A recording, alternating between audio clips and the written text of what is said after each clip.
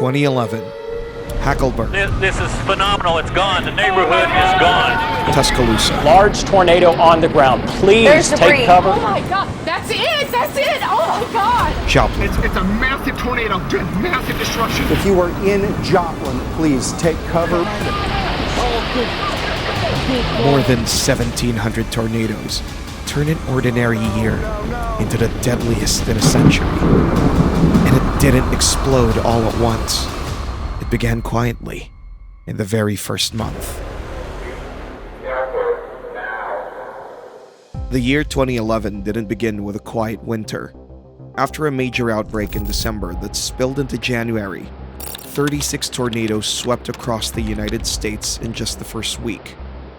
By February 25th, the pattern intensified, and again on February 27th to 28th, two back-to-back outbreaks struck, producing 63 tornadoes in 2 months. A clear signal that the atmosphere was waking up far earlier than usual. Winter tornadoes are rare, but unusually warm weather here collided with a cold front, propelling this storm system through northwest Arkansas and into Missouri. It seemed that the atmosphere was beginning to transition into a more active phase, typical of the spring season. But nothing happened in March. Although about 75 tornadoes were confirmed, which is slightly above the long-term average for March. But these tornadoes were weak, creating a false sense of calm.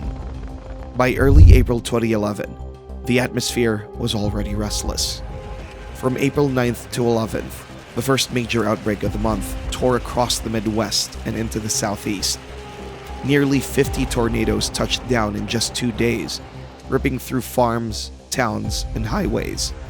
In Iowa, a violent EF5 touched down west of Pocahontas on 9th of April around 9:54 p.m.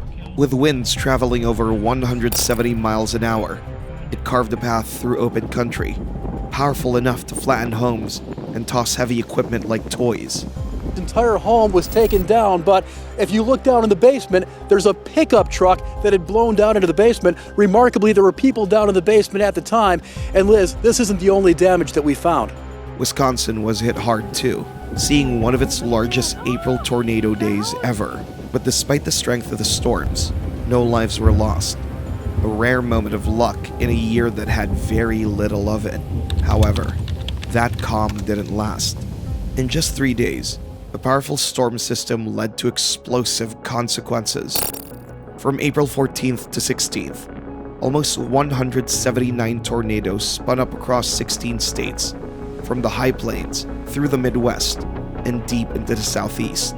Towns in Oklahoma, Arkansas, Mississippi, and Alabama were battered as supercells marched east, one after the other, leaving roofs torn away, neighborhoods shredded, and entire communities changed forever. This outbreak became known as the Forgotten Outbreak, not because it was small, but because what came next would overshadow it. Then came April 16th, the day the Carolinas would never forget. Have tornado warnings in effect for Caswell County, also Alamance counties that expire at 2:45 this afternoon, and an impressive look on the radar of those storms moving through Caswell and Alamance counties. As the storms pushed east, they roared into North Carolina, South Carolina, and Virginia, spawning about 30 tornadoes in a single day, the largest outbreak in the state's history. These communities rarely saw violent twisters, so when they struck, nobody was truly prepared for the sudden destruction that consumed these areas. One of the most destructive tornadoes of the outbreak touched down at 2:53 p.m. on April 16th near Sanford, North Carolina. It came from a violent supercell racing across Lee County. This long-track EF3 twister, with winds up to about 160 miles per hour, blasted southeast through neighborhoods and businesses, flattening a Lowe's home improvement store and shredding dozens of homes in its first few miles on the ground. It smashed its way into Holly Springs, snapping trees and downing power lines, then bore into the greater Raleigh area. With the winds raging at 160 miles per hour, the twister tore off roots, snapped trees, and filled the streets with debris. It's just like a train, just continuously coming. I thought it was never going to end, and it was the most powerful wind I've ever felt in my life. Parts of South Saunders Street near I-40 took a full beating, with many roads becoming impassable. It then continued towards the Stony Brook North community, where almost half of the 200 mobile home units were devastated. When the tornado tore through the trailer park, one home was left crushed beneath a massive fallen tree. Christina Alvarez, her son, daughter, and 2 nephews tried to take shelter from the storm in the closet of her trailer. When the storm subsided, the bloodied mother ran outside, desperately screaming for help. A huge tree fell directly on her home. A neighbor rushed through the branches to save them, but under the weight of the trunk, he could only feel the children's lifeless arms. The 3 boys died at the scene. Later, Christina was hit by another blow. Her 6-month-old daughter died in the hospital from her injuries. She was the 4th child to be killed in the storm. There are around 200 mobile homes in that mobile home park. Around half of those will not be livable. The tornado claimed 6 lives in total and left over 300 injured. The Sanford to Raleigh tornado was among the costliest single tornadoes of the mid-April outbreak, with damage in the Raleigh area alone estimated at over $115 million, and dozens of homes and businesses damaged or destroyed. Just minutes later, at about 3:40 p.m., another violent tornado spun out of the same severe weather system near Wayside, southwest of Fayetteville. This twister quickly strengthened into an EF5, with estimated winds around 140 miles per hour as it entered Cumberland County and the northwestern parts of Fayetteville. The destruction became unimaginable when the winds reached the area between Yadkin Road and the entrance to Fort Bragg.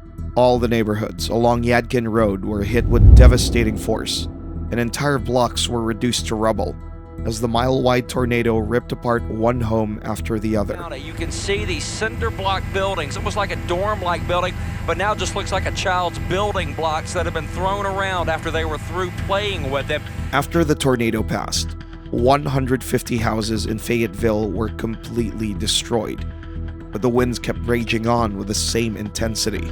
The storm then tracked along the I-95 corridor through Dunn, just south of Benson. By this time, multiple vortex tornadoes were wreaking havoc on the ground.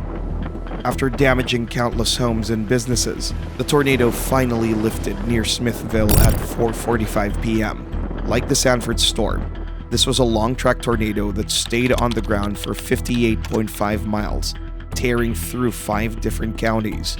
But the death toll here was lower, only 2, thanks to the early warnings. And while the nightmare was over for one community, it was just beginning for the next one. The same day, an EF3 touched down around 6:55 p.m., a mile south of Askew-ville, causing extensive damage to farms and homes across its 19-mile path. Her whole house flew away over in the woods, and she was in it. And that's what happened. They took her out. They took the whole house in the woods and laying her over in the woods. And she probably didn't know what hit her. This tornado stood out because, despite not being rated EF4, it caused enormous human and economic damage, killing 11 people in a matter of minutes. By nightfall, 24 people in North Carolina were dead, and families were left searching through debris where their homes once stood, while emergency crews worked through the darkness, unsure how many more were trapped. And yet, even after all that, 2011 was still only warming up. What lay ahead would be bigger, deadlier, and impossible to forget. By the final week of April, the atmosphere was primed for a disaster of historic proportions. On April 25th, meteorologists recorded alarming signs. Warm southern air and powerful high-altitude winds created conditions for an explosive event. That night, that threat became a reality when the first tornado touched down in Arkansas. It was 6:48 p.m. when a tornado touched down in Pulaski County, about 19 miles west-northwest of downtown Little Rock, near the rural community of Ferndale. The circulation strengthened quickly, reaching high-end EF2 intensity, with winds estimated between 120 and 130 miles per hour. As it moved northeast, crossing Lake Maumelle, the twister began to grow fast, eventually expanding into a massive wedge more than a mile wide. and by the time it reached Vilonia, it had transformed into a massive rain-wrapped wall of wind. Richard Bass had just finished dinner with his 3 children when he sensed a change in the air pressure. He quickly gathered his family and rushed to the nearest closet that was designed as a tornado shelter. In just a few seconds, the storm slammed into his home, ripping its roof and walls off with unimaginable pressure. I felt the barometric pressure drop. I felt the rumbling, and I grabbed my 3 kids and my 3 dogs and went to the closet right back there. Richard's family survived, but not everyone was as lucky. The storm tore into Black Oak Ranch estates and nearby neighborhoods, uprooting homes from the foundations and shredding mobile homes. It was one of the most destructive tornadoes Arkansas had seen in decades. 4 people died in Vilonia, and almost 60 were injured. The wind just started howling, then all heck broke loose, and something come crashing through the front door, and it just, we just thought the house was going to explode any second. But this was only the beginning of the outbreak, as the human cost was about to exceed all expectations. April 26th started with a high risk of severe weather. A warning was issued for portions of Louisiana, Arkansas, Oklahoma, and Texas. 31 EF0 and 19 EF1 tornadoes struck different parts of the country that day. 4 EF2 level twisters also hit Greenbrier, Marshall, Tar Heel, and Deadwood, Texas. One of them was a long-track wedge tornado that caused damage in rural parts of Texas and Louisiana. The strongest one recorded on the 26th was the EF3 that ravaged the Campbell Army Airfield at Fort Campbell. The weather situation was worsening by the hour. Finally, at 1:10 a.m., the Storm Prediction Center issued a high-risk outlook for severe weather. It was the strongest warning in their system, reserved for only the most outrageous days. The morning began with James Spann urging viewers on live television not to ignore the tornado threats, which promised to be extremely powerful.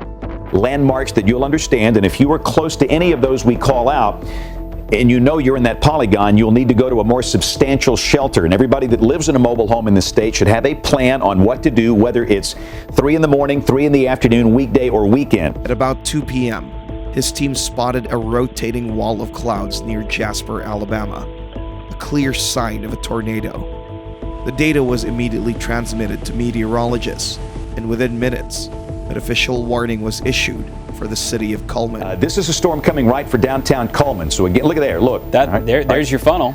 Okay, Not sure if it's down. Right. And remember, just because you don't see the condensation, this thing could be down. And across northern Alabama, the nightmare of April 27th was about to begin.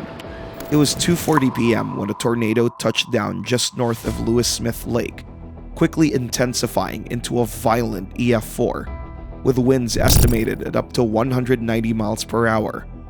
From the start, this wasn't a short-lived funnel. It was a powerful long-track tornado, carving a relentless path to the northeast.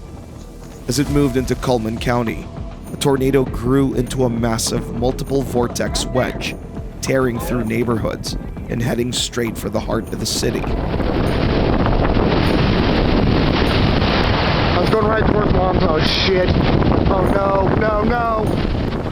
The winds became brutal as they reached downtown Cullman, crushing back structures and storefronts, including churches and businesses. Kitty Crawford, the owner of the Busy Bee Cafe, sent her staff to safety, but stayed behind herself to close the cafe. When she spotted the tornado heading directly towards her, she dropped to the floor and crawled as far as she could under the counter. In an instant, the winds tore the building apart, burying Kitty under the rubble.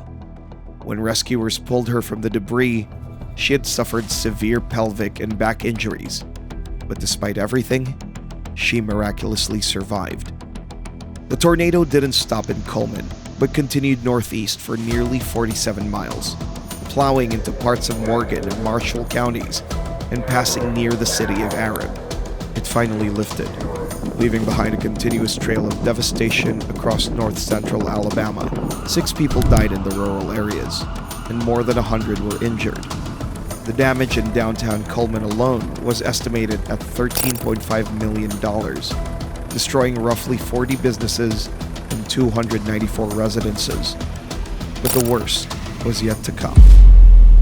Another tornado touched down 5 miles southwest of Hamilton in Marion County, Alabama at 3:05 p.m. Then the other tornado is near Hackleberg. If you're in Hackleberg, you need to be in a safe place now. Same thing up around Phil Campbell. And if power is out in Phil Campbell and you know that folks are there, and we keep repeating ourselves with this, but it's a very serious situation because... It quickly morphed into a monstrous F4, with winds raging at 170 miles per hour as it neared U.S. Highway 43.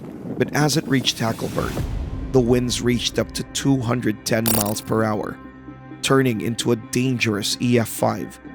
It was almost 3/4 of a mile wide when it struck downtown, and the buildings there bore the full brunt. Hackleberg High School, Middle School, and Elementary School were heavily damaged. Subdivisions and multiple businesses were decimated, and the town's only grocery store, Piggly Wiggly, was also left in ruins. By the time the storm passed, the Red Cross estimated that nearly 75% of Hackleberg's buildings along the 25.14-mile tornado path were destroyed. It was the first EF5 in Alabama since the 1998 Birmingham storm. The funnel then crossed Woodward Road and entered Phil Campbell, unleashing chaos everywhere. Homes were flattened, churches reduced to rubble, and mobile homes shredded with their frames hurled up to 50 yards away. As soon as it was over, my dad and my son got in the truck with the chainsaws and everything because they knew that they were going to have help to, start cleaning up. We knew it was bad. And they got as far as our church, and they came back to the house and said that our church was gone, and my son said, "Mama, there are dead bodies everywhere." And we got out and just started working and doing whatever we could to help. But the winds didn't slow down.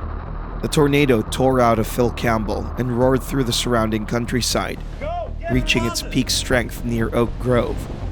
In that small community, it carved a mile-wide path of devastation, claiming 27 lives in Franklin County alone.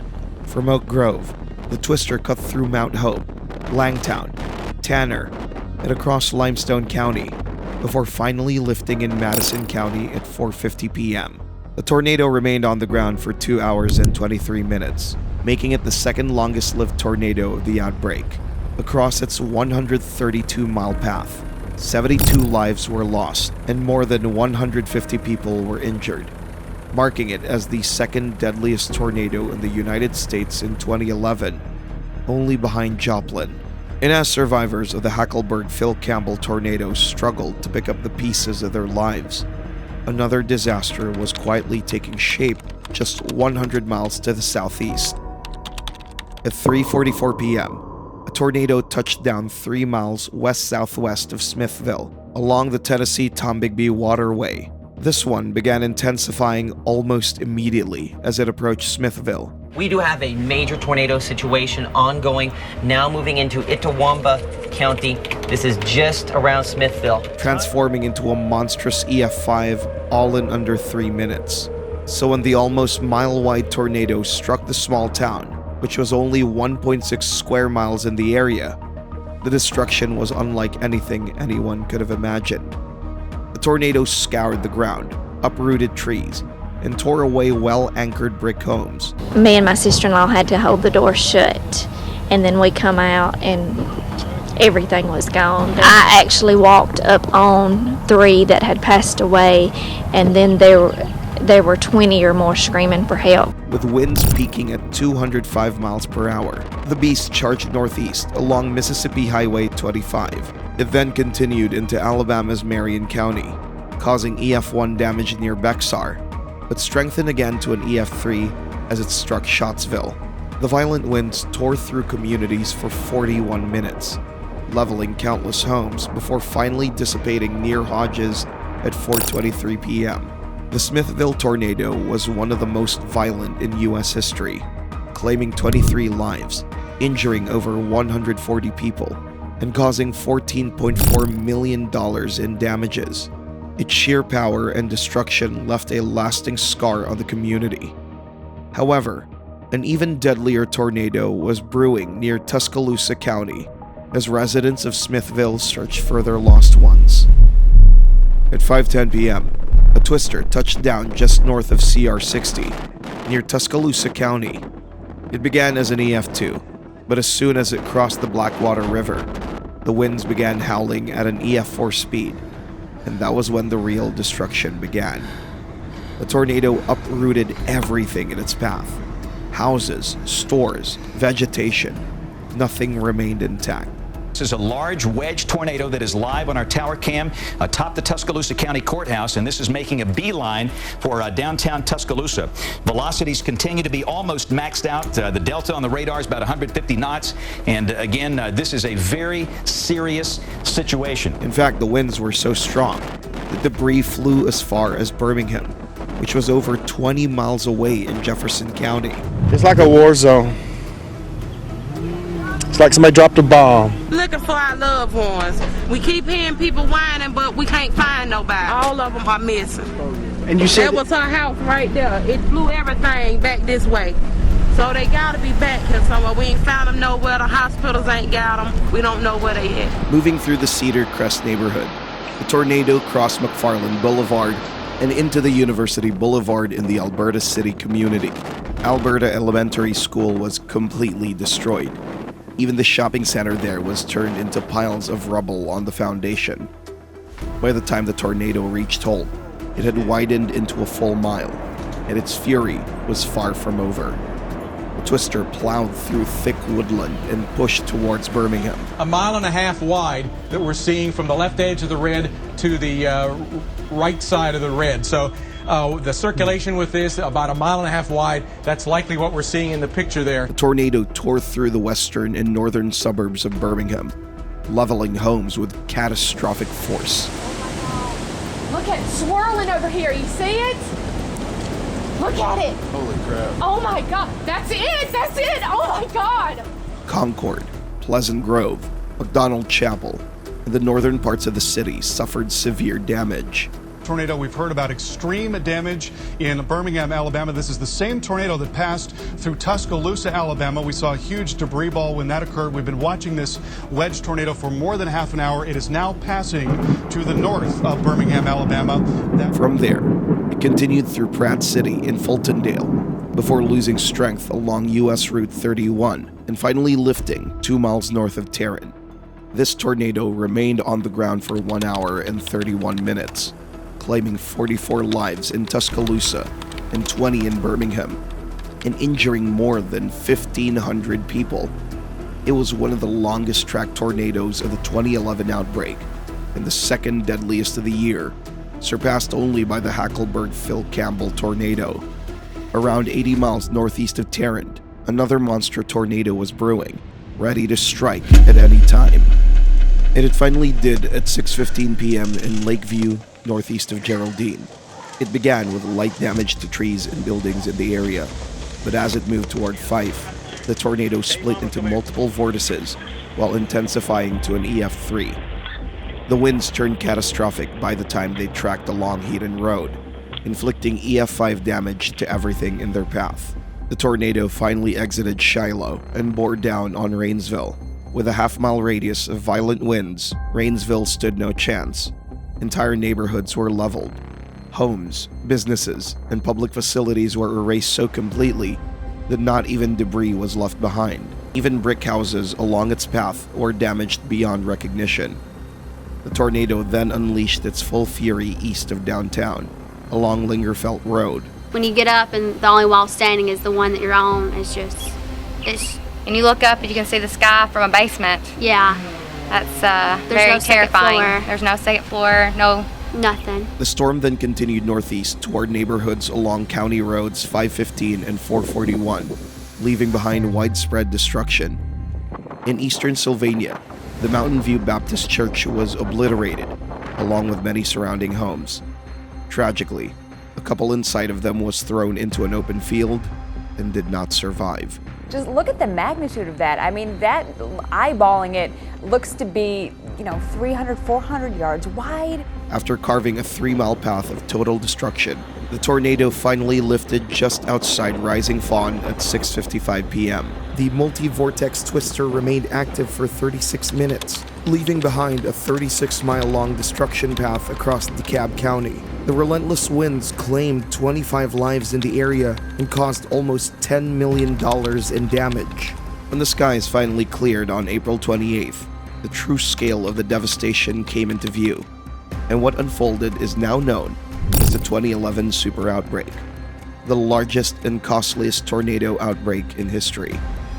In just a few days, 368 tornadoes had torn across 21 states, leaving behind a scar of destruction and more than $10.2 billion in damage. And then, for a moment, the skies went quiet. Crews searched through rubble, survivors buried their dead, and the nation began to believe the worst was finally over.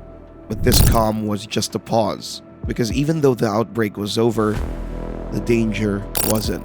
As May arrived, the atmosphere remained dangerously unstable. The result was a new wave of violent storms, including one of the most infamous tornadoes in American history, the deadly Joplin.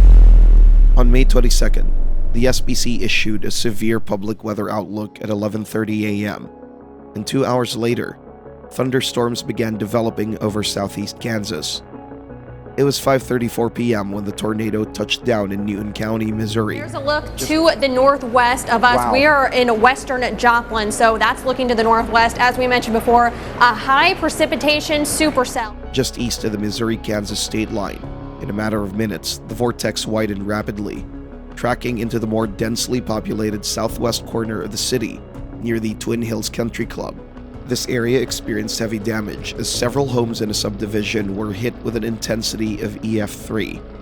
The damage pattern remained consistent with an EF3 as the tornado tore through another subdivision just east of Iron Gates Road, but by the time it crossed Schiffer-Decker Avenue, the tornado escalated from EF3 to EF4. And as the vortex pushed into southern Joplin, that is the portion of the storm that we have been concerned with. Tornado sirens once again. Tornado sirens once again going off in Joplin. Those are definitely power flashes that we are seeing on the ground. The winds picked up ever more speed, turning the tornado into a monstrous EF5. Winds surged to nearly 200 miles per hour.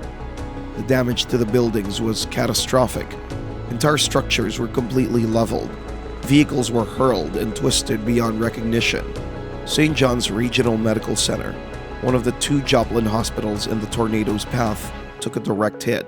The hospital has no power. It was hit very, very hard. You can see nearly every window in the hospital has been damaged. The roof severely damaged. Every vehicle in the parking lot. Leaving a deadly trail, the storm tracked eastward, destroying a large church, Franklin Technology Center, St. Mary's Catholic Church and School, and Joplin High School.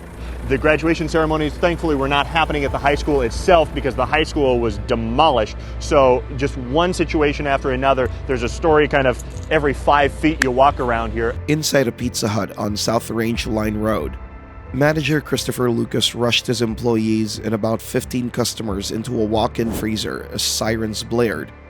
It was the strongest shelter available, but the door wouldn't seal under the pressure.